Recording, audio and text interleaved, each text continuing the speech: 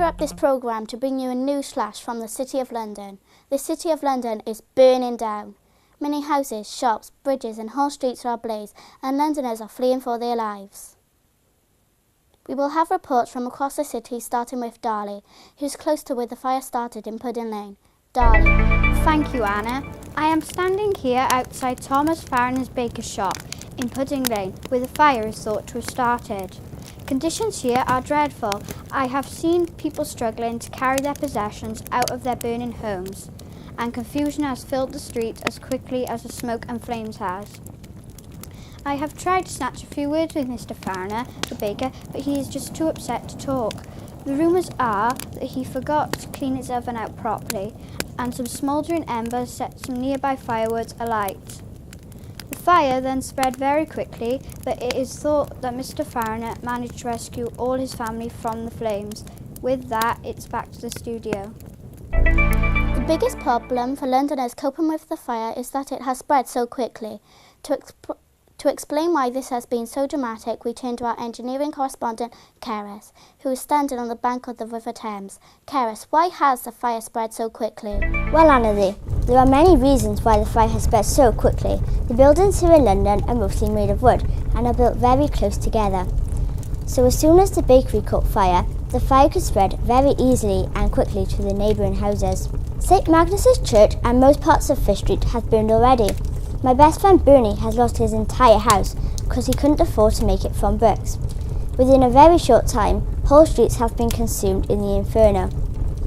What has made matters worse, Anna-Lee, is that the buildings have tar on their roofs. It really is a recipe for disaster. Back to you. To find out how Londoners are coping with what is already being called the Great Fire of London, we cross to our current affairs correspondent, Elise, to find out if there is anything the people of London can do to slow the fire down. Elise, how are the people coping? Thank you. I'm here on London Bridge with Antonia, who has been in charge of the efforts to put out the fire. Can you tell us what has been happening? Yes, of course, sir, but it's been really difficult. My men can't carry the water fast enough from the river to put out the fire. Our water squirters are too weak to quench the flames.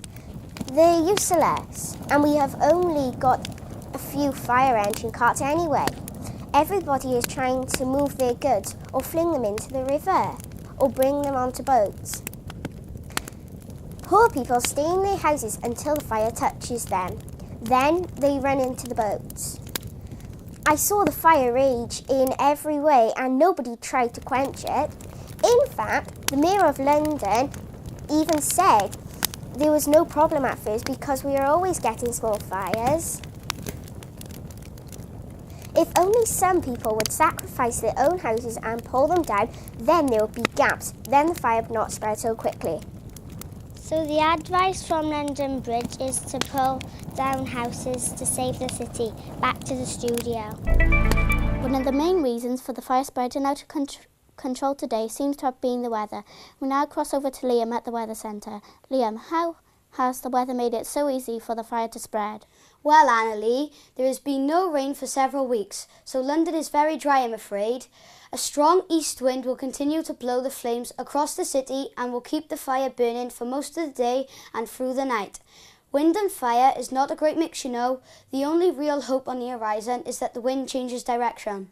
Thank you, Liam. That is all the news we have on the fire at the moment, but we will of course keep you updated throughout the day as London battles for survival. Goodbye.